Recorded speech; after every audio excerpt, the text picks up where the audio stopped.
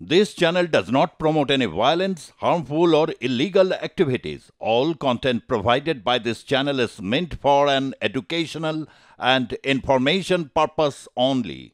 আর এবার যে খবরের দিকে আমরা নজর রাখবো, বসিরহাটের বাসন্তী হাইওয়েতে দুর্ঘটনা, আসে মর্মান্তিক দুর্ঘটনার বলি 4 জন এবং সেই ছবি আমরা দেখাচ্ছি। গতকাল সন্ধ্যে নাগাদ এই মর্মান্তিক দুর্ঘটনা ঘটে এবং জয়গ্রাম মোড়ের কাছে একটি বাস নিয়ন্ত্রণ হারিয়ে ফেলে।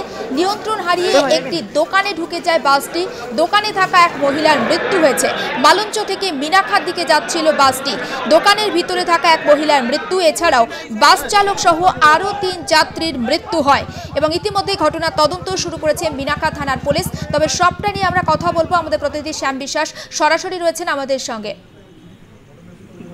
অবশ্যই আমাদের প্রতিনিধির সঙ্গে কথা বলবো, তবে তার আগে বক্তব্য শোনাবো।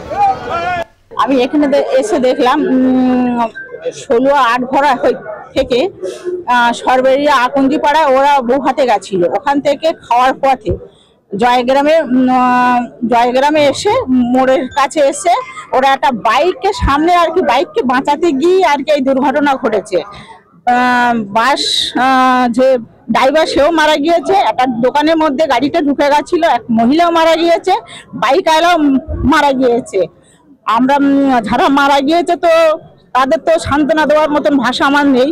তাদের পরিবারের প্রতি আমার শ্রদ্ধা জানাই এবং যারা হসপিটালে গিয়েছেন তার মধ্যে 16 জন এখান থেকে এফআইআর হয়েছে।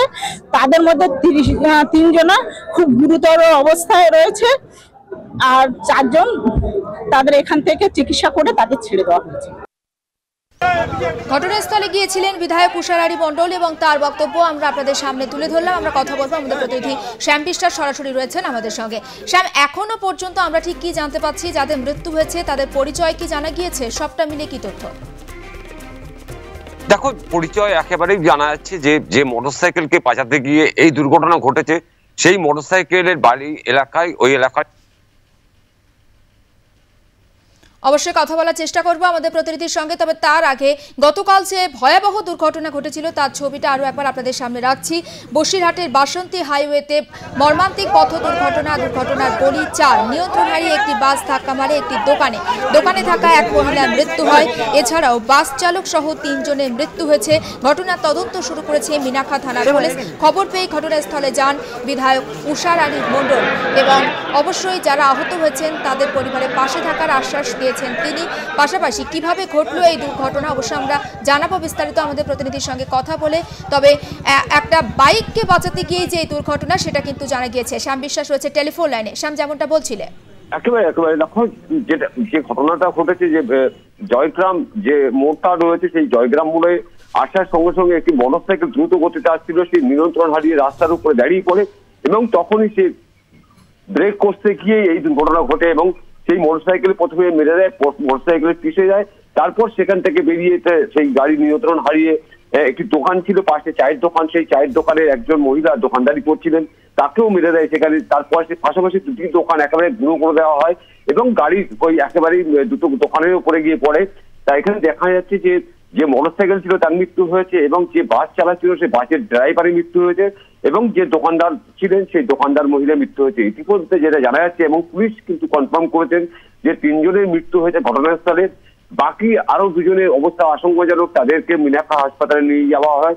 সেখানে চিকিৎসকরা তাদেরকে অবস্থার অবনতি হলে সেখান থেকে তাদেরকে স্থানান্তরিত করা হয় কলকাতায় আরজিকর মেডিকেল কলেজে। এবং এই মুহূর্তে যেটা দেখা যাচ্ছে যে একেবারে বাসন্তী হাইওয়ে উপরে যে এই মর্মান্তিক দুর্ঘটনার ঘটার পরেই কিন্তু মানুষ একেবারে আতঙ্কের মধ্যে রয়েছে, যেহেতু বিশেষ করে একটি ঘনবসতি বাজার, গ্রামের মধ্যে বাজার, এই বাজার থাকার জন্য রাস্তা থাকে খুবই সরু এবং রাস্তাঘাটে লোকজন বেশ চলাফেরা করে এবং বিকাল টাইমটা বিকাল থেকে রাত 8টা পর্যন্ত সেইখানে গ্রামের মানুষজন কাজ ছেড়ে সেই এলাকায় এসে তাস খেলে এবং বিভিন্ন তারা সময় কাটায় ওই বাজারের মধ্যে। সেই সময় এই দুর্ঘটনা ঘটা কিন্তু যথেষ্ট পরিমাণে আতঙ্কে রয়েছে যে পরিমাণে বাস ওই এলাকা দিয়ে যায়, যে গতিতে যায় এবং যেহেতু জানো বাসন্তী হাইওয়ে রোড, যার কারণে প্রতিটা গাড়ির নিয়ন্ত্রণ খুবই গুরুত্ব দিয়ে তারা চালায় গাড়ি।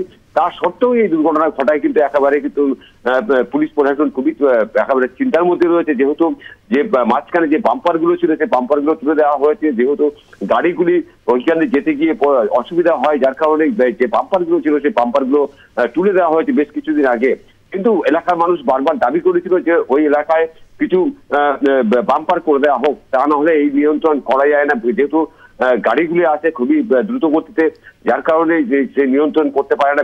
বেশি সময় দেখা যায় যে জয়গ্রাম ওই মোড়টি অ্যাক্সিডেন্ট খুবই ঘন ঘন হয়, যার কারণে গ্রামের মানুষজন এবং প্রশাসনের পক্ষ থেকে তারা একটা আলোচনায় বসে ঠিক করা হয়েছে যে মোড়গুলো ডেঞ্জারাস মোড় হিসেবে চিহ্নিত করা হয়েছে সেই এলাকাগুলি বাম্পার বসানো হবে এবং যে দুর্ঘটনা যদি কমানো যায় সেটা নিয়ে কিন্তু প্রশাসন খুবই চিন্তায় করছে। একেবারে বুঝতে পারছি শ্যাম, নজর রাখুন, নজর থাক। আপাতত তোমাকে ধন্যবাদ।